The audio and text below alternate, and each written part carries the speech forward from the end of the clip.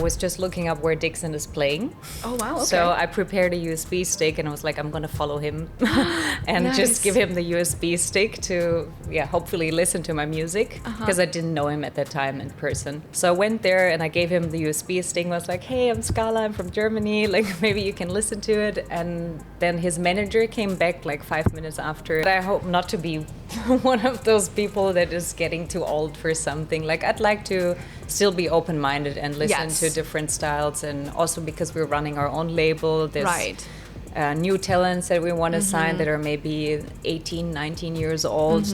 I'm not scared that AI is taking over for us, because I think people still follow an artist not just because of, let's say, music as a product, but for the overall. So people follow you also because the type of person you are, the type of DJ sets you play, and I think there's more to it than just the music in the end. I mean, definitely one thing I always tell people that are looking for gigs is you need to be proactive. Right. Like, you cannot sit there and wait and people will just listen to your music. I mean, that's very unlikely to happen because there's like, I think 10,000 new tracks on Spotify every day. So yeah, you do have to reach out. You do have to connect with people in the music scene, maybe collaborate with other artists to then get their exposure.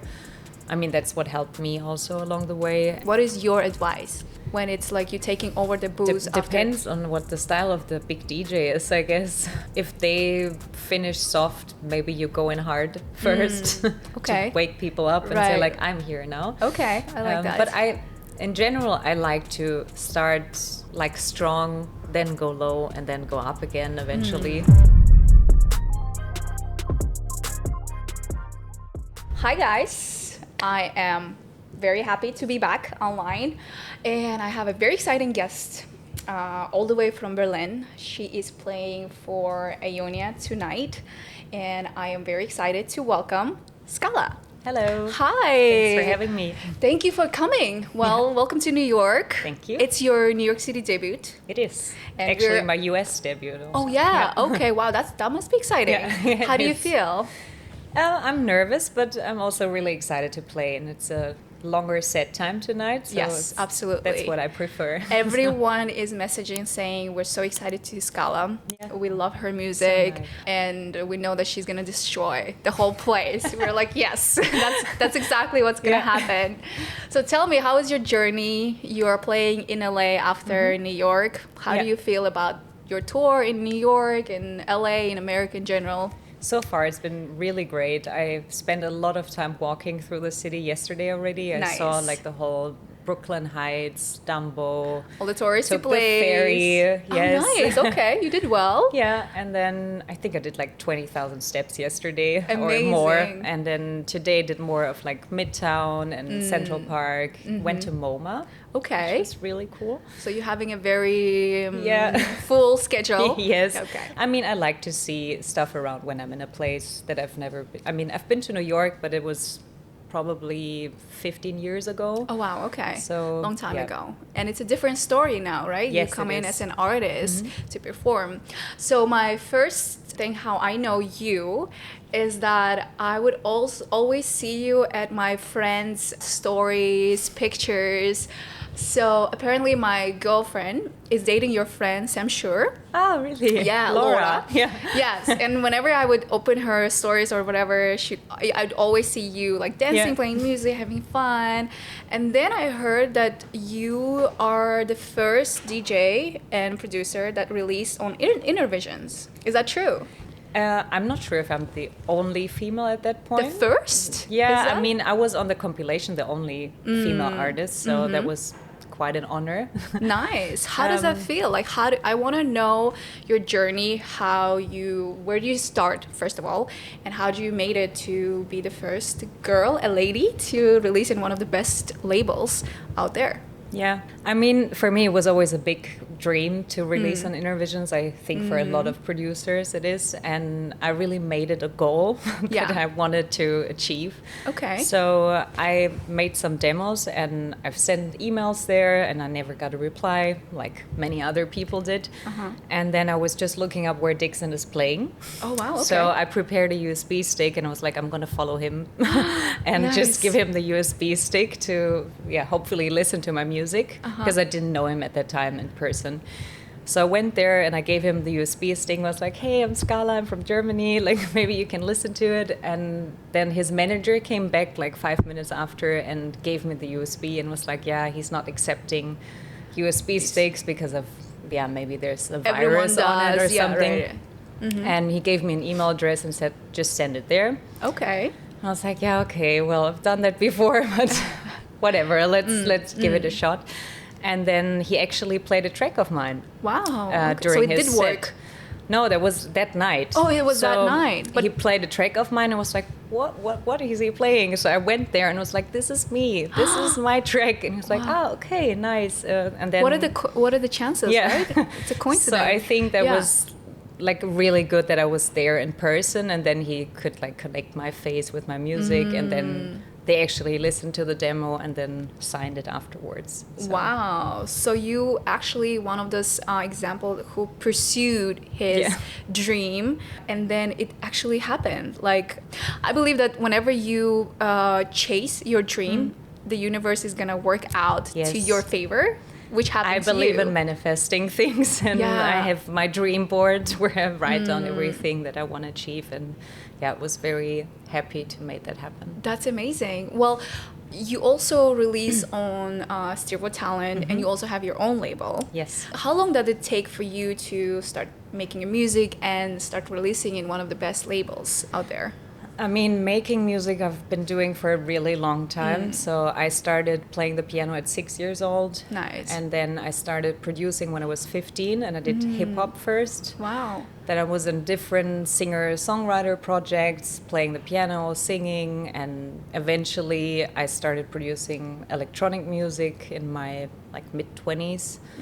And then it just is an ongoing journey. I always learn something new and keep doing it, and it's nice to evolve. And nice. But what made you inspire you to DJ? Like, let's start from the beginning. How did you ended up in that scene, or what made you inspire you to be and do what you're doing now? Like I said, I started producing first, so I did it probably the other way around. Like most people start DJing and then get into production, and I produced, and then eventually I was always at like house parties where I was selecting music just on my phone, or like even with CDs, like as a teenager already, and doing mixtapes. And then I just thought maybe I just learn how to DJ and do it like properly, and not just like on my phone like selecting music. And it was also the first time in my like early 20s when I went to an electronic club. It was really like mind-blowing for me how safe I felt as a woman. So it wasn't necessarily the music that caught my attention first, but the feeling of being free in that space and not getting harassed like in the hip-hop clubs where I went to before. Yes. And that was really a nice environment. I felt like the people were very open-minded and really welcoming you into the scene. And then, it came through that, and I just fell in love with it and the whole scene, and never left it since. It's interesting to say, because a lot of people say that. For me personally, before electronic music, I would always feel like, why is it everyone is having fun but not me? Like, is this something wrong with me because I'm not understanding this type of music? I'm not feeling fun about this music, and I just like, you know, when you're not in the right place. And when I heard this like warehouse rave or just like electronic music, and you feel like, okay, this is the right place. And I hear that from a lot of people who ended up playing or making music in the scene. And I hear that from you too. But where does it, I know that you live in Berlin, but where did you grow up, or and when did you move to Berlin? I grew up in the west of Germany, so close to Düsseldorf. I know if you No, I've heard it. Yeah, you heard of yes, it. Of course. So yeah, there the scene is very different. I mean, we had like a lot of those like old Ibiza crews there. There was a club or like an outdoor venue that had a lot of like those black coffee and local dice, Tale of Us, Right. playing there when they weren't Afterlife yet. Interesting. Is So, that Loco is from also He's from Düsseldorf. Okay, yeah. okay. So like there was this more, let's say, housey, tech housey scene going on. Okay. And yeah, that was really nice, but still the vibe in the city is completely different. It's a more posh city, a bit more arrogant, I would say, compared to Berlin. But then eventually I went abroad to Australia and lived there in Sydney for 2 years. No way. And just came back to Europe because I had to due to some visa regulations. Yeah. And then I thought Berlin is the only place I could see myself living in Germany, because the rest of it to me was not my vibe, let's say. And I had some friends there and they said, just come and you can hang out with us and then figure out what you want to do after. And yeah, that was in 2018, and since then I'm living there. Wow. And do you think that you've seen a lot of places, lived in a lot of countries and different parts of even Berlin or Germany, do you think that created the style that you have now, like your journey? Like, has it always been the same, or did it evolve throughout your journey? I would like to think that I always evolve and don't stay the same. Because we always do, right? Yeah, I could definitely see when, for example, when I moved to Australia and I was starting DJing there actually. And I came from Germany, which had like a huge minimal scene at that time. It was like minimal techno and tech house was not so famous anymore. Yeah. And then I went to Australia. Everyone was super hyped with tech house still. And I was already going more in progressive house, more darker, more glitchy, experimental stuff. And then, I started DJing there and I felt like, okay, I'm not connecting with people here. Yeah. They want happy sounds, more beachy vibes and stuff. And so then I played actually tech house at that time. Then when I moved to Berlin, I felt free again to really explore like the more experimental sides of music and go a bit darker and more groovy and definitely evolving. And now I think house is coming back. And how do you feel about that? How do you feel that house is coming back? I'm happy. Yeah. Yes. Because I felt like, especially during the pandemic, everything went like super dark, like very hard techno became really popular again. And I felt like the whole vibe and the scene also became quite dark, also in melodic techno. And now it's getting a bit more vibey again. And yeah, it's nice to see it. Yeah, I feel like there's two sides. I see a lot of people going into the direction of like really fast techno and like 135 BPM, or another huge crowd that turning into like very commercial, lighter, Afro, like very housey. The ones that you don't have to really understand, but just sing some songs and lyrics, So I see that two direction a lot, and a lot of people don't really understand this darker indie dance, either people like it or either people say that it's too dark. What do you think about that? Well, I think music is always like something that you either enjoy or you don't. Like there's a place for everyone. Right. So if you're more the Afro type of person, you will have a platform to do that. Or if you like the hard techno, I don't think there's anything to judge about any of the genres. For example, in Berlin, like the Eurodance is really big right now, so fast housing, trance kind of music. Yes. And to me, I enjoy going out and dancing to it for a bit, but I couldn't do it like a whole night. Like I need some other stuff in between. But yeah, there's people that love it, and also some of my friends have like chosen this path now, and when I play, they tell me now I'm too slow for them. Really? But I feel like that's a new generation of people that listen to that really fast trance, you know, that we don't really understand. Maybe we're getting older. Yeah. That we say, oh, these are the kids that listening those fast music. Yeah, but I hope not to be one of those people that is getting too old for something. Like, I'd like to still be open-minded and listen to different styles. And also because we're running our own label, there's new talents that we want to sign that are maybe 18, 19 years old. They definitely have a different perspective on music than what we had, because we raved for more than 10 years already. But yeah, it's nice to explore different directions. Yeah, I agree. So I think it's very important to stay open and not judge any changes, because I feel like the people that goes hand in hand with time, those are the ones can adjust and evolve and grow and do something different. Because I see some DJs that being famous or had something to do like 10 years ago, but now when you listen to their music, they're still that. They're still those 20 years ago DJs. They dress the same way, they play the same music, and the time is not the same.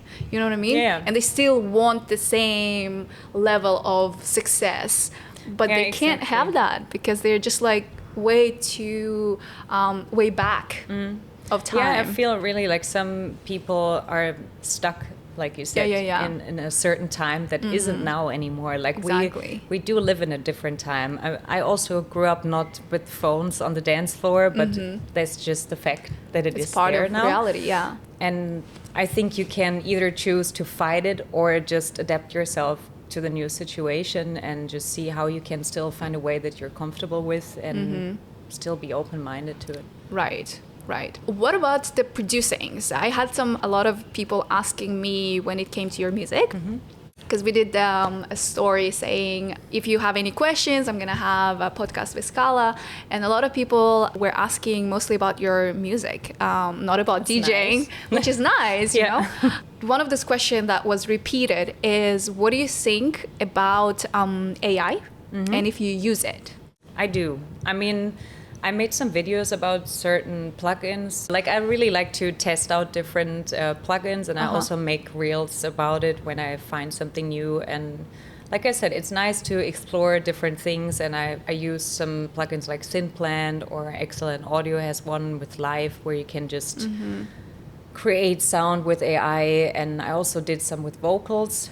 So there was one that actually did like speeches, let's say. Okay, yeah. So I just typed in some random, let's say, housey words, and then used it, put some effects on it, and I think it's nice. And I'm not scared that AI is taking over for us, because I think people still follow an artist not just because of, let's say, music as a product, but for the overall. So people follow you also because the type of person you are, the type of DJ sets you play, and I think there's more to it than just the music in the end. Yeah, I feel like it's one of those things that it's a tool that only help us to improve certain things, you know, like medicine that is so much better than it was 50 years ago because of the evolution of technology. The same goes with AI. Like, if there is a help, why don't you take it and use it instead of saying that I'm going to do it myself, you know? So I think it's definitely beneficial to use it. And some DJs that I know, like you or Scottman, that does it so well, you know, that they created certain signature around it and made it work, that you, whenever you hear that song, you would know that's Scottman, for example, you know? So I agree about that. And what about your style? So the style that you have now, you said that it kind of evolved, but you always had that thing that I wanted to play darker, more. Yeah, I mean, like I said, I'd like to not put myself in a box. Like, I have some tracks that are more forward. I have some tracks that are more dreamy. I still think they can fit in the same aesthetics of sound when I produce, but I want to have the possibility to show different emotions also in my music, because So a normal human being, you know, with different types of emotions, and Right. it's good to show that in your music also. Because the question was that, do you always stick to your signature? Like there are certain DJs that like always, wherever they go, whatever the set or festival, you know what type of music they're gonna play, or there are other DJs who always try different things and adjust and play different types of tunes, you know. So which one are you leading to? I would say I'm in between. In between. So, I mean, I can be really eclectic in my sets. So it can go from house to Afro to techno even sometimes. Personally, I feel you can still hear that it's me playing in the end. Yeah, but I don't want to like force myself too much into one direction because, like I said, some days when I feel like really happy, my set is probably gonna sound more happy than on other days where I'm maybe tired. It's maybe a bit slower. Yes. And it really depends, right? It depends on the day, the setting, the venue, the people. Exactly. Also, the energy you get from them. Absolutely. Yeah. Since you said that you had this goal to release an Innervision, so what of those people or DJs or producers that always you looked up to or inspired you to be like them? Definitely Trick. Really? Yes. Wow. I love his music. Also, he's a really kind person. Oh yeah? Yeah. Wow. So definitely he's one of the like producers that inspired me to also release on that label, and Arm for sure. I mean, well, they're I see that they're kind of pushing him a lot. Like I see from Innervision labels, it's Trick and Jimmy Jules. Yes. You know, they're like kind of like bringing them up. Yeah. So what do you think about Jimmy Jules?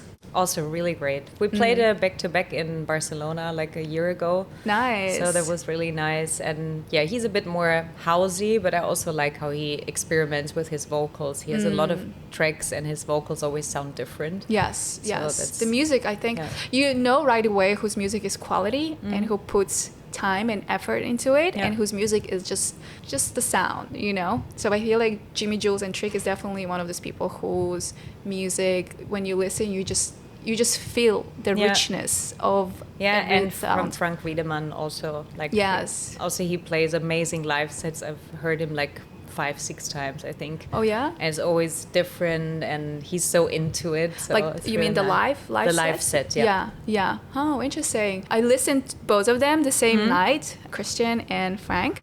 Yeah, and they're different, right? They're completely different. Yeah. But I feel like Christian is more of he's kind of engaged to the crowd, I think, and Frank is like completely in his music, and he doesn't like because notice he's anything. Doing something there, you know? Yes, like, he's like cooking the magic. Yeah, exactly. I think that's what a lot of people don't understand that are not producing or something when they're on the dance floor and they see someone's playing live. I think a lot of people don't understand what that means, that you're actually making the music on the fly. So yeah, obviously you have to look down and work on it, and it's different when you just put a track on and then have like 5 minutes where you can just engage with the crowd. Right. Yeah, it's because I guess it's a different understanding. There are a lot of people who just wants to go and entertain themselves, you know. They want to pay money and they don't want to be educated, or they don't want to stand and listen to something that they don't really understand. So I guess it's a completely different crowd, and I feel like more and more people starting to open up their doors to this type of music, which is good because they're getting educated. But at the same time, there's more and more this commercial things becoming norm. Do you know what I mean? Yeah, but I guess there was always commercial music happening, like EDM was already a big thing, like David Guetta and Tiesto and all these artists. So I think people always had the choice if they want to go for the more commercial way or be more experimental. But I feel like EDM is kind of melodic being techno now. Forgotten, you know what I mean? And I feel like techno is EDM yeah, now. Right? Like there's certain DJs, I'm not gonna tell the names, but I feel like when I listen to it, it's like kind of melodic techno with EDM mix, you know?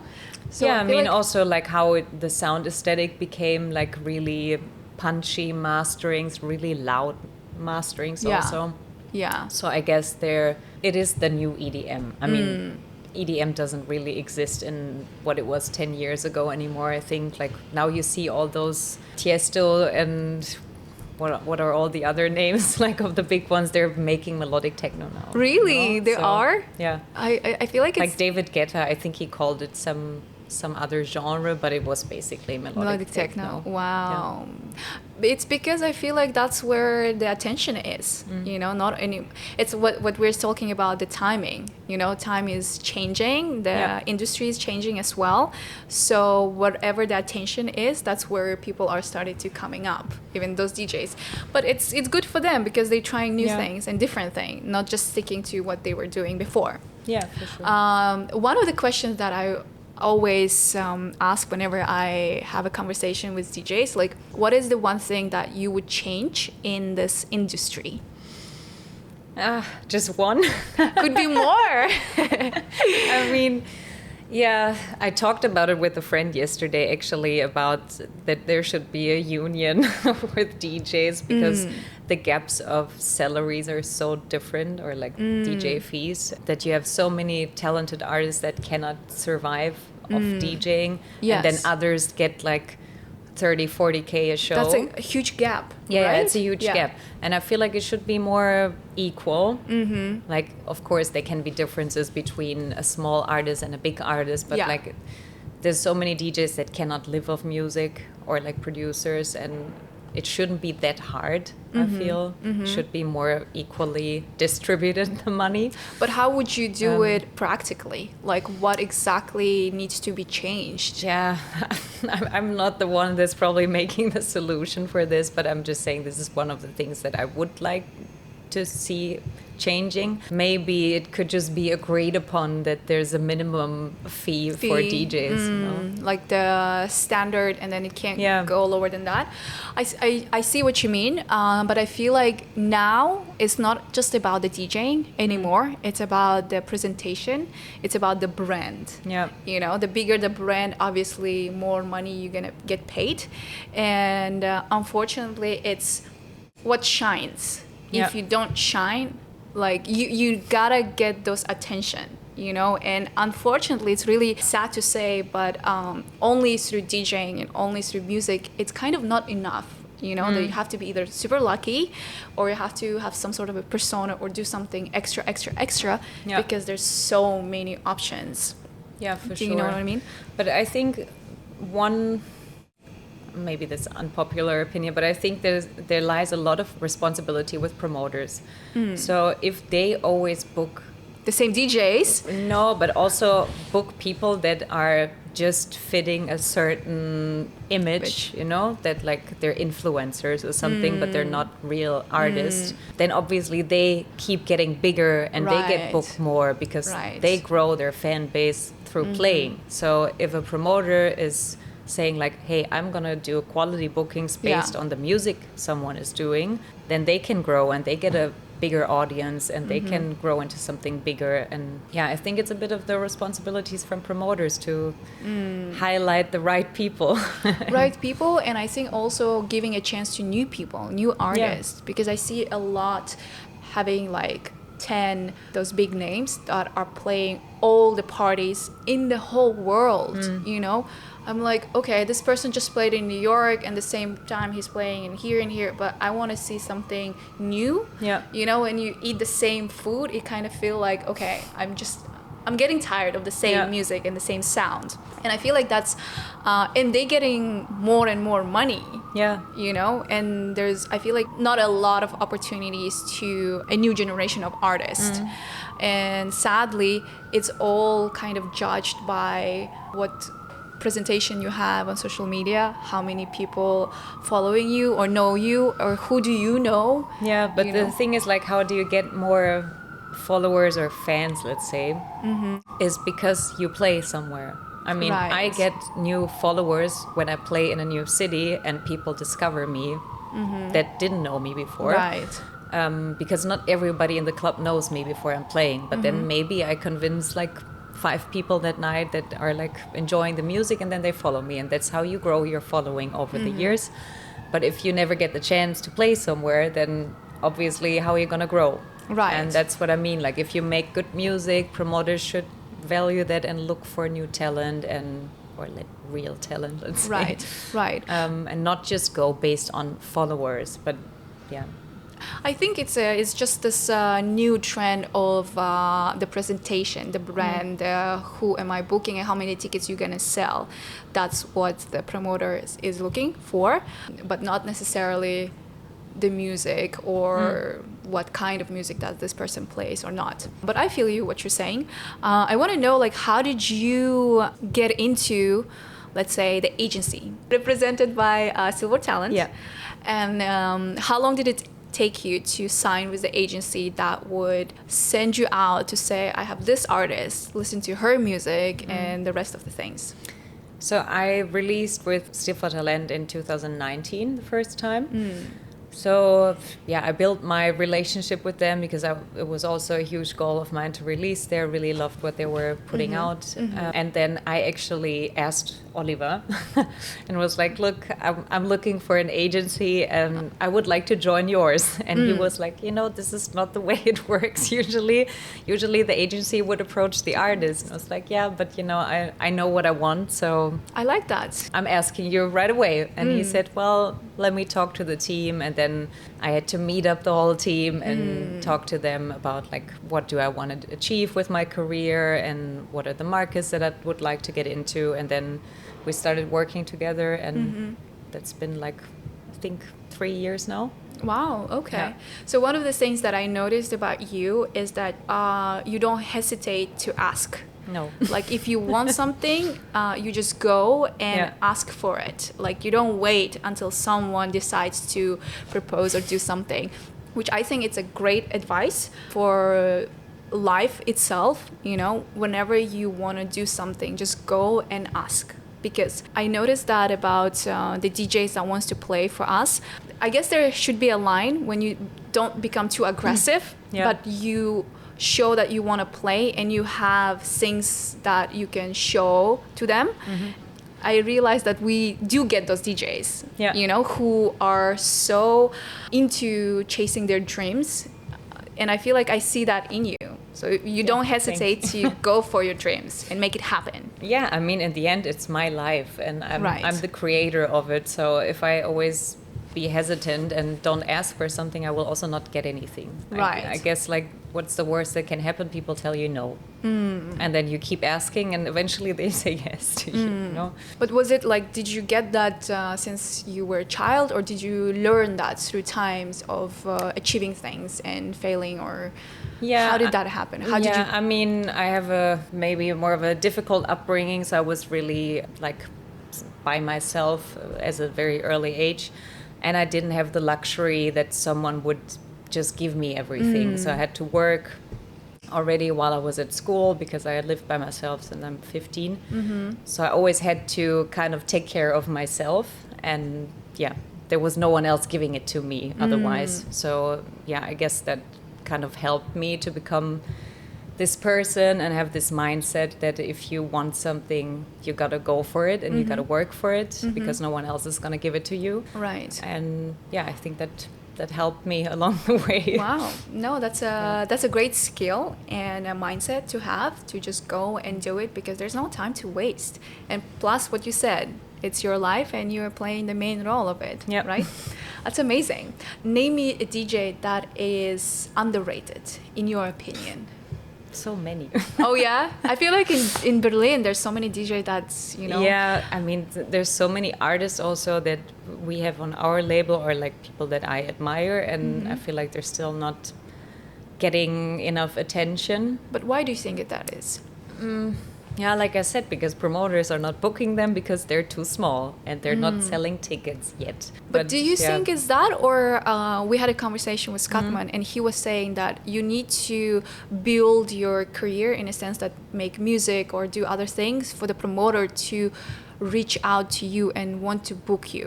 What do you think it is? Is it because they're not producing enough or doing something enough or other things?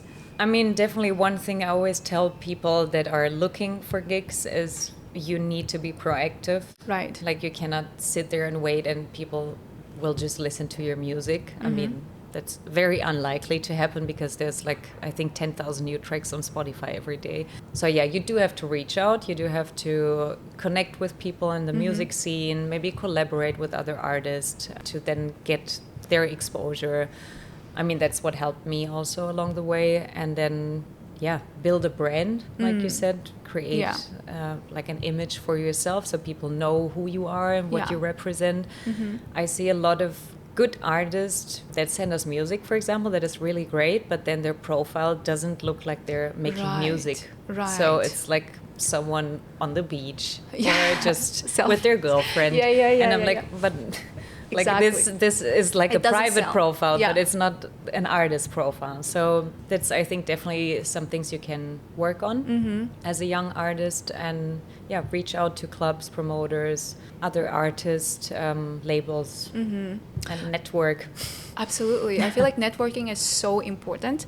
One of these artists was saying, who already have 1 million followers and been playing all the gigs, he was saying that one thing that I was constantly doing is that I would go to every single event, I'll make friends with everyone, and I was always available to back up or to play somewhere after party here and there. Like I was always there on time, standing there by the booth. If you need some help, I would do it. And I was like, wow. And this guy has like over 1 million followers, you know? And thing with social media, it's your business card. Like the first thing that we do, and we do events in New York, we go and check out the artist's profile, like how he looks, how he present himself, what he plays, what places he played. And if you only have selfies with your dog, like, come on, you know? And I mean, now it's like easy. You just need your phone to create some content. It's not that difficult to make a video while you're in the studio or show your new track. I mean, you can be creative with it, and maybe you need to learn something about video editing and stuff, but I see it's just it's hard for older DJs to do that. For them, it's like, come on, I'm not gonna take a video of me like playing. It's not serious, you know. But the reality is that everyone is on their phone 24/7, and all they do is checking out the content, who's playing where, what they're doing. So I feel like it's, again, going with hand in hand with time. Or maybe you can hire a new person to do the content for you if you don't feel comfortable doing it yourself. But I agree with that. You are surrounded with a lot of artists. Like you hang out with them. You have a studio with like... I have my own studio. Next to Sam Shure and other guys? No, not to Sam Shure, but there's like lots of people in this building. It's called Funkhaus in Berlin. So there's also like Niels Fram. I don't know if he's like a famous producer and pianist. So there are a lot of musicians around. Now, not that many that I know anymore, personally. Why? Because a lot of them moved out and moved to different studios or places. So mainly I'm there in my own room. Wow. It's so amazing to hear that, because you're not the first person saying that, oh, my studio is next to this big DJ, this big DJ, and I feel like it's just, imagine one place filled with bubbles of the artist. And I believe that when you're surrounded with a lot of artists, your energy is elevated to do the same, especially if you're surrounded with the quality artists that's been doing music for so long. Your energy is lifted to their level, and you kind of inspired to do the same thing. Do you agree with that? Yeah, for sure. I mean, I think it's also general good advice, whatever business you're in, like surround yourself with people that already do successfully what you want to achieve, you know, so you can learn from them. And I always ask artists that are doing this for longer if they have any tips, because I mean, they've been doing it for longer than myself, so why not keep asking, you know? So there's always people that can give you advice. And do you feel competition between the DJs, if there is any? I mean, there is competition for sure. I personally feel like I'm trying at least to be friends with everyone around me. I think it's nice to be in a nice big community and support each other, also especially between women. But I also know people that don't like each other in the scene, but I guess that's everywhere. It's Yeah, but a you don't feel personal thing. competition between women, or because I felt like a lot of DJs now are not happy that the industry is becoming only More equal. more equal, not even more equal, that they have to hire, like, even the artist is not that amazing, they have to have a DJ from, let's say, third world countries, or a woman DJ, or this and that, you know, a gender and sexual, like all types of DJs, although if they're not really good. So I'm feeling that vibe from the DJs that have been DJing for a long time, and they have to deal with that, and a lot of DJs getting fired from the clubs they were playing for a long time. Yeah. What do you think about that? Like, do you feel that? I feel like this is a big topic about patriarchy here, because I mean, in the end, like it was about time that other people get the chance to get a platform, and I honestly don't feel sad for the fact that there's more women or people with different sexual orientation or different backgrounds are playing, because there was no exposure on them before. And to get to that level of quality, you need to be playing first of all. So you need to get the chance.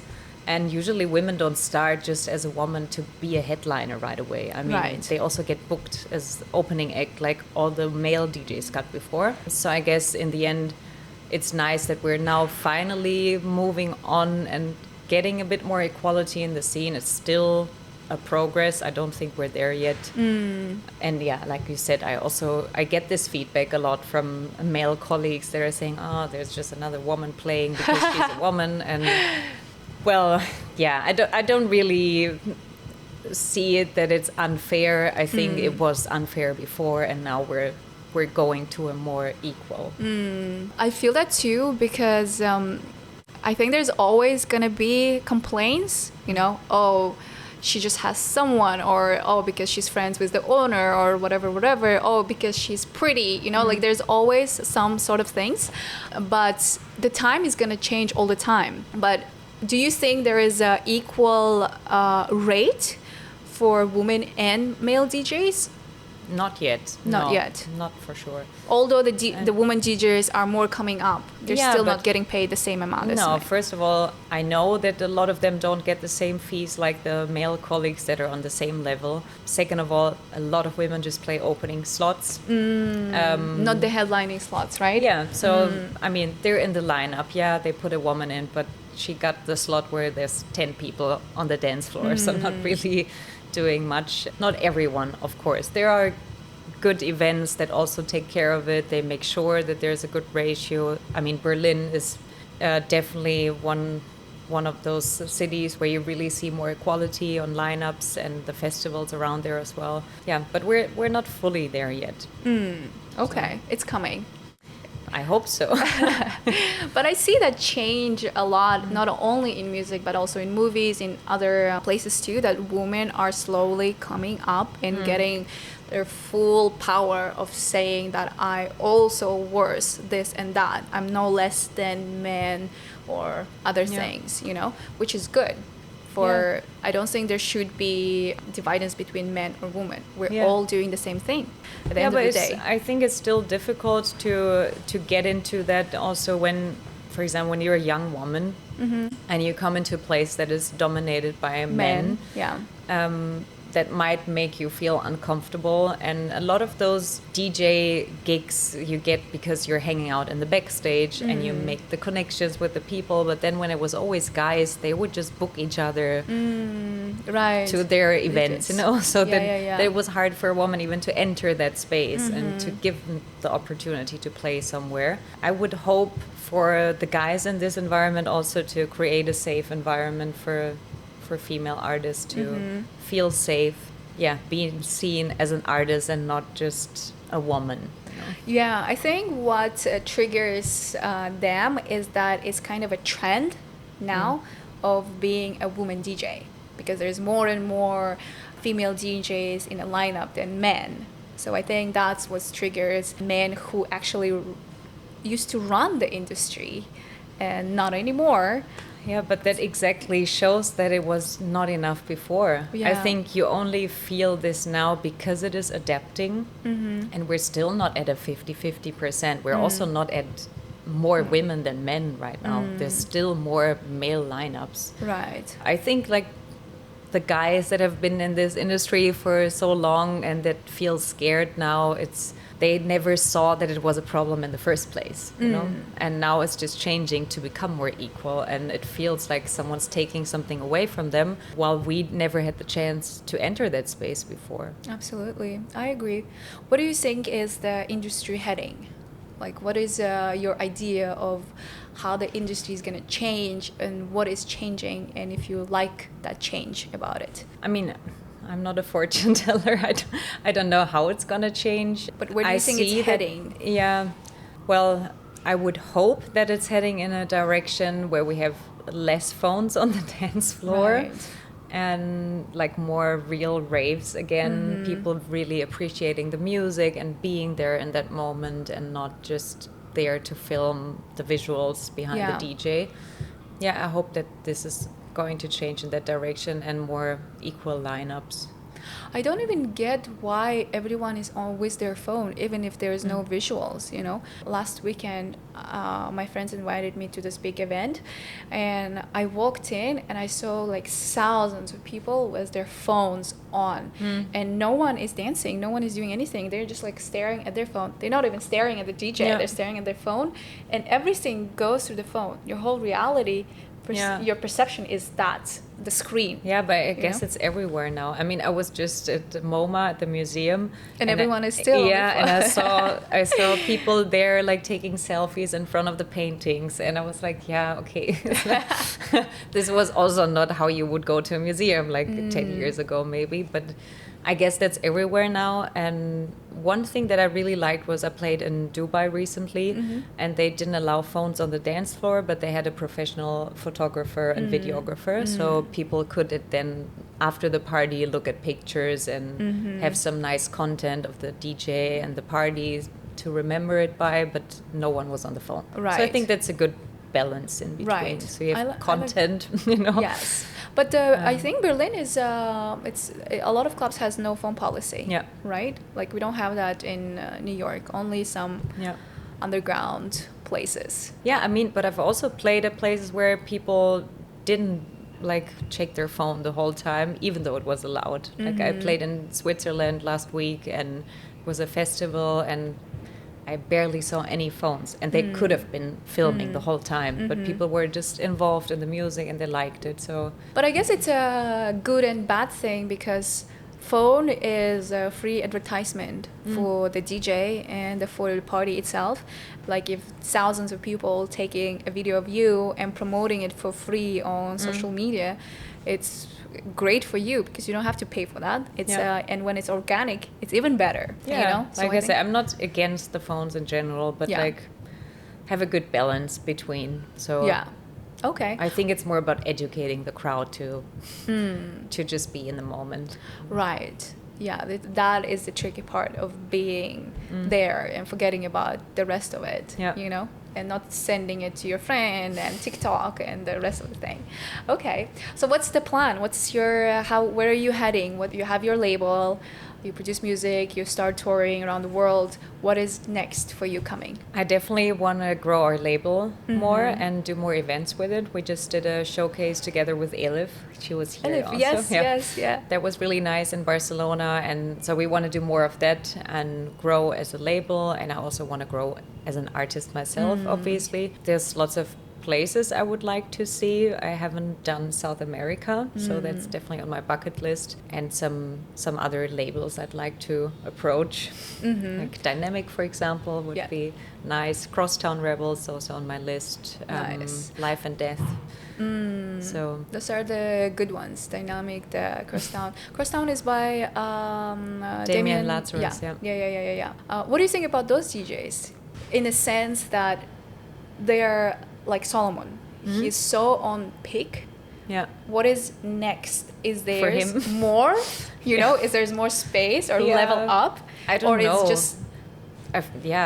probably DJ-wise, he has already achieved everything. Yeah. I guess maybe for him, he's probably gonna go more in like production direction with different artists and maybe create different types of music. And otherwise, I think he enjoys what he does. So. So for you, is a goal to grow your label Yes. to the level of Dynamic and Innervisions. I mean, I want to grow into something bigger, but have my own style with it. Or like Logos and we want to have a different style with it. So we want to promote music that is like with happy people, but that can still be dark.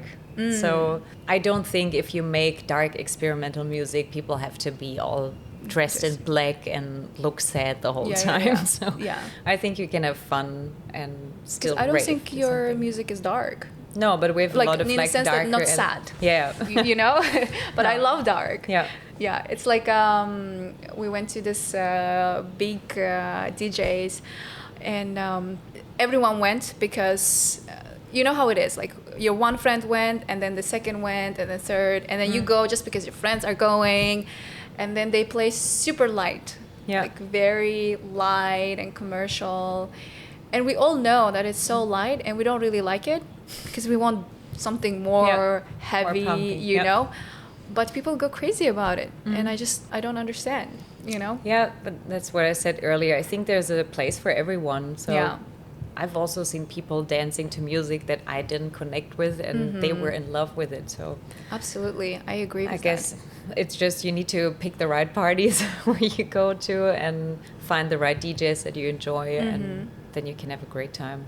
But the good thing is that there's options for everything. Exactly. That's a good part, you know, that you can choose. Yeah. Yeah.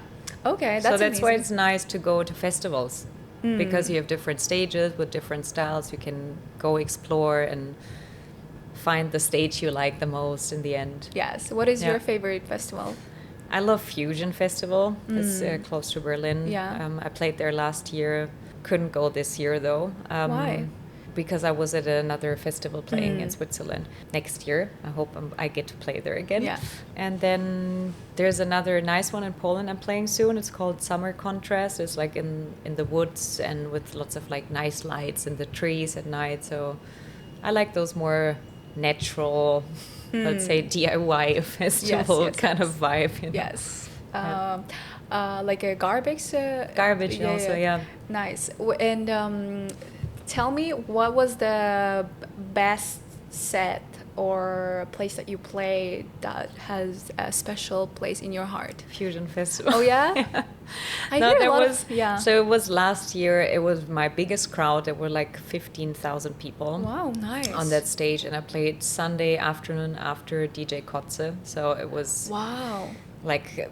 I was really nervous to go there after him, and I was like, wow, why am I playing after him? Because you don't, because you get like, what if people leave, right? Like, because it's such a big DJ. It's such a big crowd also. And then, I went there and it was really nice. I had lots of fun. So nice. I really hope to repeat it again.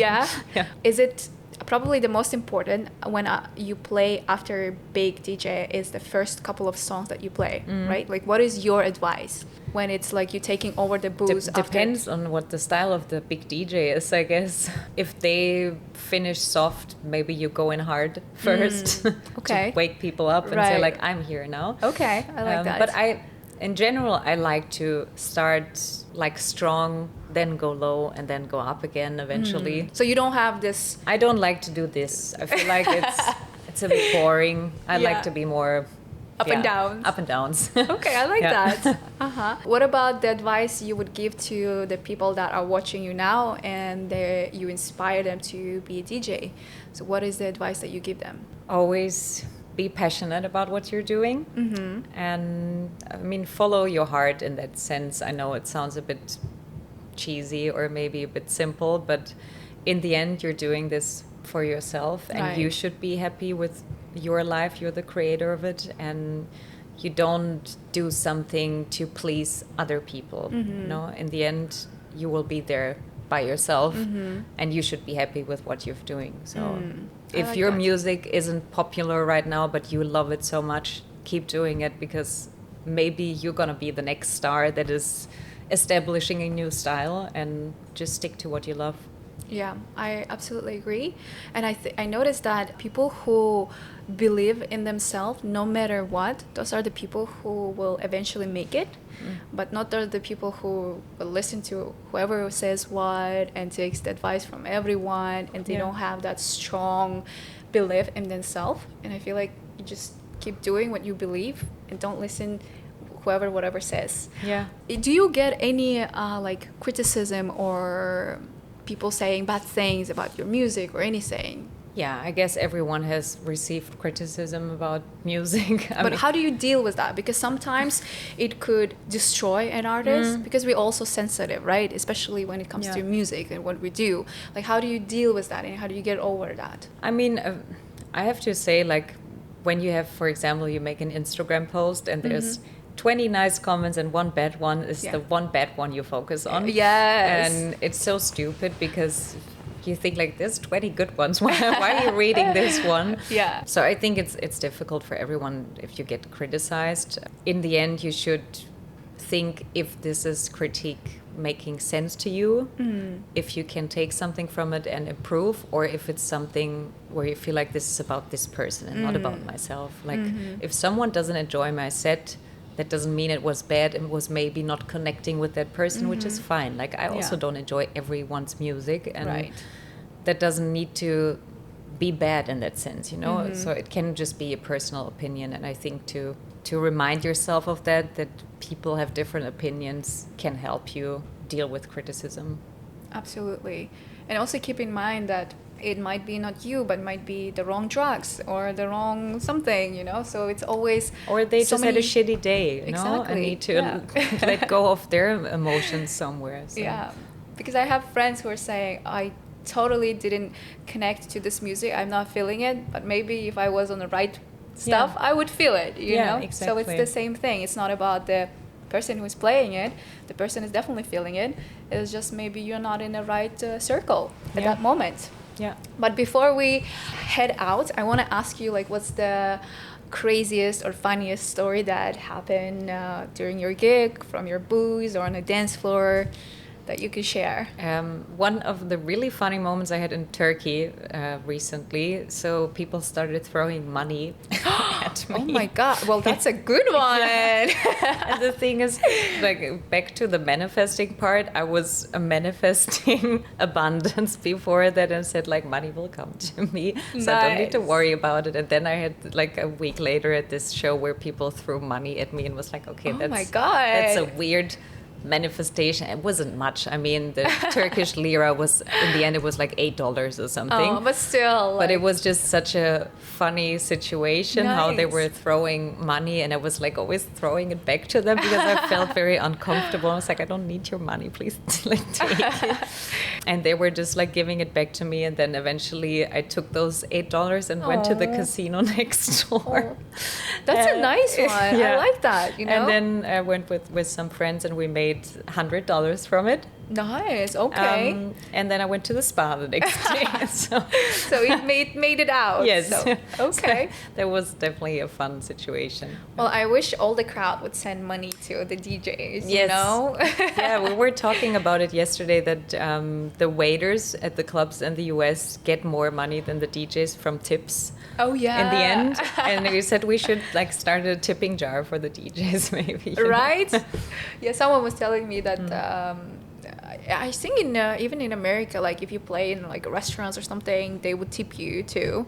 You know, if you play the songs that they ask you to play for. Yeah. Well, okay. We don't want to be those kind of teachers. I know.